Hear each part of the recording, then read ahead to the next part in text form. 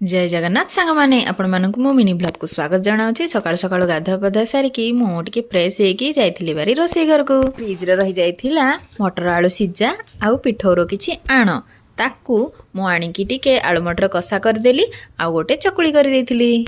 सकाळु सकाळु पाग बहुत खराब करिछि मोर टिके लुगापटा धुआ जेहेतु थिला मोर टिके डेरी हे गला जेहेतु डेरी हे गला मु टिके चटापट रोसई घर को आसिकी रोसई कर देइथिली। क्रिसुर सकाळ खाइबारे थिला इडली आउ तरकारी हबी तांकर ड्यूटी पळैथिले तेणु आमे केवल मा झियांकर खाइबा थिला। आपण माने कुहंतु तो आपण मानकर चकुली पसंद कि इडली पसंद। मते इडली बहुत बढ़िया लागे जेहेतु समय हे गलाणी इडली को ताकू 10 मिनिट स्टीम करिया पड़िबो तेणु मु टिके चकुली कर देइथिली। झियो को खाइबा पई डाकिली किंतु से मना कला कारण से इडली तरकारी खाइतिला। बायाणीटा सकाळु खाली एपट हेपट बुलुछि आ कोन करिवो।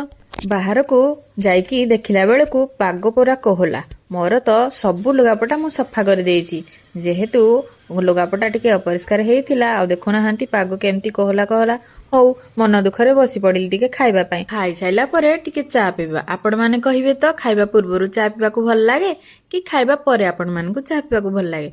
मते किंतु खाइबा परे पी चा पीले भल लागे। कहिबे पागरे आपण मान को चा पसंद कि पसंद नाही। रहुछि देखाबो नेक्स्ट ब्लॉग रे।